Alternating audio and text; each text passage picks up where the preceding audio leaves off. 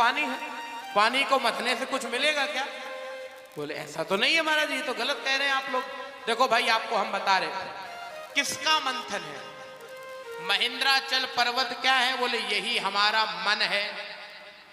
वासुकी नाग की रसरी क्या है? यही वासुकी ही हमारी वासनाएं हैं।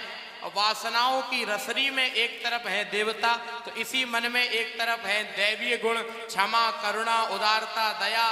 और इसी हृदय में जब असुरी गुण प्रधान होते हैं तो हमारे ही हृदय में हमारा रजोगुण है, तमोगुण है। हमारी हृदय में क्रोध, काम, लोभ, लालच, ईर्ष्या, मद, मोह, द्वेष ये सब प्रकट हो जाते हैं। तो हमारे हृदय का मंथन है जो रोज चलता रहता, रोज। यही मन रूपी महेंद्राचल में कभी देवता थोड़े मजबूत हो जाते हैं तो इसी मन से किसी के लिए बढ़िया सुंदर भजन निकलते हैं, किसी के लिए माला निकलती है, किसी के लिए महाराज आरती निकलती है, किसी की पूजा करने लग जाते हो। और इसी मन में कभी दैत्य जब हावी हो जाते हो तो किसी को गालियां बकने लग जाते हो।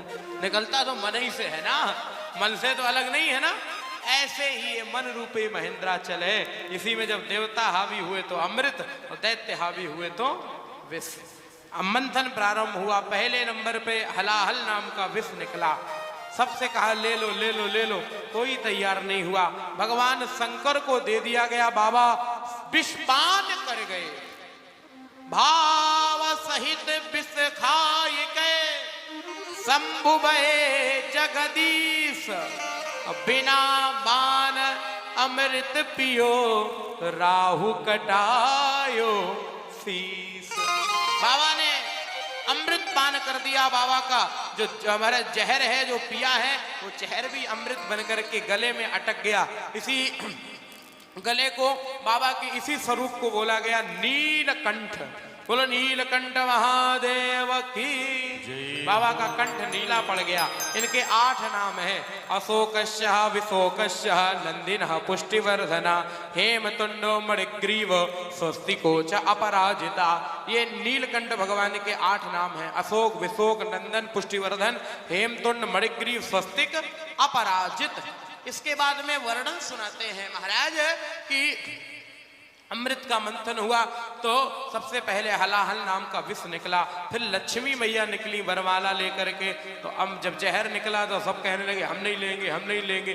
और लक्ष्मी मैया निकली, सब कहने लगे हमें दे दो, हमें दे दो। अब लक्ष्मी तो नारायण की होगी, वो किसी की काय को होगी महाराज। लक्ष्मी मैया ने नारायण के गले में जयमाला पहना दी। बोलो लक्ष्मी नारायण भगवान की जय। वो लक्ष्मी नारायण हो गए भगवान महाराज। इसके बाद में बड़ा सुंदर वर्णन आता है। 14 रत्न निकले हैं।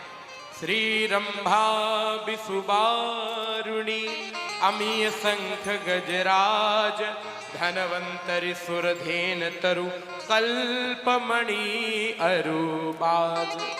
14 रत्न निकले हैं। अंतिम में धनवंतरी भगवान अमृत का भरा हुआ कलश लेकर के निकले। दैत्यों ने झपट्टा मार दिया। महाराज लेकर के छीन करके भागे हैं। और अमृत के कलश को 4 जगह पर रखा गया। सबसे पहले उत्तराखंड हरिद्वार हर की पैड़ी गंगा के घाट पर, फिर प्रयागराज उत्तर प्रदेश संगम के तट पर, फिर हमारे मध्य प्रदेश उज्जैन क्षिप्रा नदी के तट पर, फिर नासिक महाराष्ट्र पंचवटी गोदावरी के तट पर। और इन चारों ही जगहों पर 12 वर्ष के बाद में महाकुंभ और 6 वर्ष के बाद में अर्धकुंभ का आयोजन होने लगा। इनमें दुनिया का सबसे बड़ा महाकुंभ जब से दुनिया रची गई होगी तब से और अभी तक का, ये तो हम नहीं कह सकते हैं कि कोई बायोडाटा हम पे होगा, लेकिन हम ये बात तो कह सकते हैं कि जब से दुनिया रची गई होगी, कुंभ की परंपरा पड़ी होगी, तब से अभी तक का सबसे बड़ा महाकुंभ इसी वर्ष 2025 में हुआ है। इतनी भीड़ कभी नहीं हुई। हमने चारों कुंभ का दर्शन किया है, चारों महाकुंभ हमने भी देखे, लेकिन चारों ही महाकुंभ को देखने के बाद ये तो सब हर संत महंत विद्वान ये कह रहा है जितनी भीड़ 2025 में हुई इतनी कभी नहीं हुई। प्रयाग के महाकुंभ में 80 करोड़ लोगों ने आस्था की डुबकी लगाई है। 80 करोड़। आगे की तैयारी है 2026 में नासिक पंचवटी में होगा महाकुंभ। मैंने प्रयाग के महाकुंभ में कथा की थी। इसी वर्ष मेरी कथा फरवरी के महीने में 28 जनवरी से लेकर 4 फरवरी तक मैंने कथा की थी। नासिक पंचवटी में भी कुंभ रहेगा, उसमें भी मैं कथा करूंगा। आप लोग भी पहुंचिएगा। 2026 में ये महाकुंभ होगा नासिक में। फिर नासिक के बाद में नंबर आ जाएगा महाराज हमारे सिंहस्थ का। सिंहस्थ में महाकुंभ 2028 में लगने जा रहा है उज्जैन में। फिर हरिद्वार और फिर यहाँ का अर्धकुंभ आ जाएगा। ये क्रम चलता ही रहता, कभी बंद नहीं होता है। तो ये महाकुंभ पड़ने लगा। इसके बाद अमृत के कलश को कैसे पाया जाए, तो देवता जाकर के भगवान के सामने रोए। और जब रोए हैं तो भगवान ने देवताओं की मदद के लिए, अमृत की प्राप्ति के लिए मोहिनी अवतार धारण किया। मोहिनी अवतार भगवान ने धारण किया, मोहिनी बने हैं भगवान ने साड़ी पहनी है। अब भगवान तो बताओ वैसे ही कितने सुंदर हैं। मन जाए राचई मिलई सोवर, सहज सुंदर सांवरो। वो तो सहज में ही इतने सुंदर हैं। भगवान ने साड़ी पहनी होगी, हैं? वो गए होंगे, भगवान नहीं आजकल होता वो क्या ब्यूटी पार्लर, भगवान भी गए होंगे किसी पार्लर में। भगवान ने पलस्तर करके पाउडर लिटिस पिटिस। आजकल जाने कौन जमाना आया महाराज। ये में आदमी जैसे भगवान ने इतनी बढ़िया सुंदरता बना के दी, वो में सुंदर रहना ही नहीं चाहता आदमी। एक लोग हमें कोई बता रहे थे, ये शुभम पंडित जी तुम्हें ही बता रहे थे ना, हाँ, वो में कोई ऐसी मशीन आई है, बता रहे महाराज कि वो में आजकल आदमी जाए कितनों करिया आदमी होवे, वो बस में जाए अंदर उसमें तो गोरो होके बाहर निकले। कौन सी मशीन है वो? अभी याद नहीं आ रहा। कोई तुम बता रहे थे, हाँ वो फेशियल मशीन। तो महाराज वो में कि आदमी काला हो तो काले से गोरा हो जाता महाराज। ये कोई जरूरत है इसकी? बताओ क्या जमाना आया है महाराज। तो ऐसा जैसा भगवान ने बनाया वैसे ही रहो। लेकिन नहीं महाराज, कैसा जमाना है। पहले हमारे यहाँ बालों को, शास्त्रीय बात कह रहा हूं, कोई बुरा ना मान जाए, हम तो ऐसे ही आनंद में विनोद में कह रहे हैं। हमारे यहाँ बालों को काटने का निषेध था। बाल नहीं काटे जाते थे और नाखून काटे जाते थे। अब हमने देखा कि भगवान की उल्टी लीला चल रही है। बाल तो काटे जा रहे हैं और नाखून बढ़ाए जा रहे हैं महाराज। कैसी उल्टी लीला हो रही ठाकुर जी, क्या कर रहे हैं। देखो माई लोग यहाँ बैठी हैं, इनको पता है कि बूढ़ी बूढ़ी अम्मा बैठी है, इन्हें पता ही है। देखो एक ज्ञान दिया जाता कि नहीं, बाल नहीं काटे जाते थे, बाल काटने के लिए मनाही है और नाखून काटे जाते थे। एक बार तो हम भी कथा कर रहे थे, 2-4 कथा पहले की बात है। तो एक बिटिया इतना लंबा नाखून लिए, तो हमने कहा बिटिया ये बहुत गलत बात है, इतना बड़ा नाखून लेके काहे घूम रही हैं, ये नाखून गलत बात है। बोले गुरुजी अभी काट लेंगे तुरंत। वो 1 मिनट में मंच के नीचे गई और तुरंत बाहर आ गई, गुरुजी देखो अब तो नहीं है। हमने कहा नहीं है, इतनी जल्दी कैसे काट लिए, चक्कू लेके ही घूम रही थी क्या? वो कटर, वो कहने लगी गुरुजी नहीं कटर नहीं, वो तो प्लास्टिक के हैं, वो एक्सटेंशन करा के लगवाए हैं, प्लास्टिक के हैं। धन्य हो प्रभु, वो भी अलग से जुड़वा के और उसमें चिपका के घूम रहे हैं। बताओ, वो चिपकाने की जरूरत है नाखून में? तो भगवान कृपा करे महाराज। नाखून किसके बड़े थे आपको पता है? शूर्पणखा रावण की बहनी, दुष्ट हृदय दारुण जस अहनी। शूर्पणखा का मतलब जिसके सूर्प जैसे बड़े बड़े नाखून हो, वही शूर्पणखा है। तो हम लोग तो खैर भगवान की कृपा से अच्छे ही है, तो ऐसा कोई काम करें। बोलो गोविंद भगवान की। खैर यहाँ की कोई बात नहीं, उधर गंगा पार तरफ की बात हम कर रहे हैं। इधर का कोई ऐसा ना सोचे कि हम सबसे निवेदन कर ले रहे हैं। अब हम आगे की चर्चा आपको सुना रहे थे।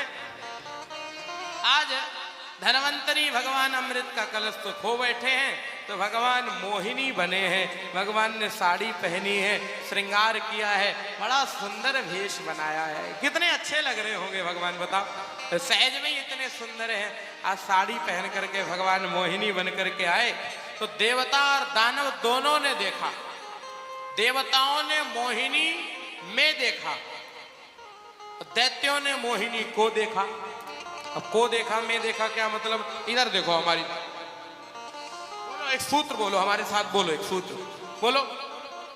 फूल में नहीं, फूल में नहीं। ए भाई जोर से बोलो ना। हाँ, ऐसा नहीं कि हम ही अकेले आए हैं तो हम अकेले ही बोलेंगे, तुम हो बोलो, कुछ थोड़ा तो बोलो। बोलो और कोई बोले या ना बोले, लेकिन ये जितने रिश्तेदार आए हैं हमारे तिवारी जी के यहाँ पे, ये तो सब बोले ये कोई फ्री का माल समझ रखा। दिल्ली से केटरिंग आई, 70 किलो आटा मड़ रहा, सवेरे से शाम तक 4 बार 5 बार, बोले स्नैक्स है, बोले अब भोजन है, ये कुछ तो बजाओ। हम खा रहे तो हम बोल तो रहे, तुम तो थोड़ा बहुत बोलो हैं, ये गड़बड़ नहीं करो भाई। ये आप लोगों से कह रहे हैं, हमारे पास पूरा एक इन्फॉर्मेशन है कि महाराज इतना माल बन रहा है, तो जितना खाओ उतना तो बजाओ कम से कम, है इतना तो बोलना चाहिए। बोलो भाई, हाँ हमारे साथ बोलो। फूल में नहीं मूल में देखो। मूल में देखो। हाँ, फूल में नहीं मूल में। अच्छा एक बात बताओ, ये फूल सुंदर लग रहा है आप लोगों को? लग रहा है कि नहीं लग रहा है? हमको भी लग रहा है। अच्छा 1 मिनट, अभी देखते हैं, अभी देखते हैं। 1 मिनट, अभी देख रहे हैं। अब भी सुंदर लग रहा है क्या? अब नहीं लग रहा, पहले लग रहा था। क्यों? बोले अपने मूल से जुड़ा हुआ था, और मूल से पृथक होने पर ये फूल सुंदर नहीं लगेगा। तो आप लोगों को क्या सुंदर लग रहा है? पैकिंग सुंदर है, आयरन है, गोल्डन है, किसी के होंठ सुंदर है, किसी के कान सुंदर है। अच्छा आदमी मर जाए, वो के होंठ काट के फ्रिज में रखो, फिर देखें कितने सुंदर है। बोलो सुंदर रहेंगे? नहीं। कान सुंदर रहेंगे? नहीं। ये लग रहे हैं, ये लग इसीलिए रहे हैं क्योंकि भाई आप लोग याद कर लो बिहार वालों, ये होंठ सुंदर नहीं है, ये कान सुंदर नहीं है, ये नाक सुंदर नहीं है, ये लग रही है, और लग इसीलिए रहे हैं। आपको काहे को बावरे हो गए? होंठ सुंदर, कान सुंदर, नाक सुंदर नहीं है, ये सब लगता है, और लगता भी इसलिए है क्योंकि भीतर श्याम सुंदर है, इसीलिए बाहर चाम सुंदर है। और जब भीतर का श्याम निकल जाएगा तो बाहर की चाम सुंदर रहने वाली। कितना भी सुंदर कोई हो, हाँ हम आपसे कह रहे हैं, एक उदाहरण बता रहे हैं, कितना भी सुंदर हो और उसके प्राण पखेरु उड़ जाए, फिर ओके संगे तुम्हें कमरा में महाराज बेड़ दिया जाए, तो ये लगेगा कि प्राण हमारे भी निकलने ही वाले हैं। बोलो फिर सुंदर रहेगा कोई? नहीं, फिर सुंदरता किसी काम की नहीं। ये सुंदर लग रहे हैं, और लगता तो इसीलिए है कि क्योंकि भीतर श्याम सुंदर है, इसीलिए बाहर की चाम सुंदर दिख रही है, लेकिन है नहीं।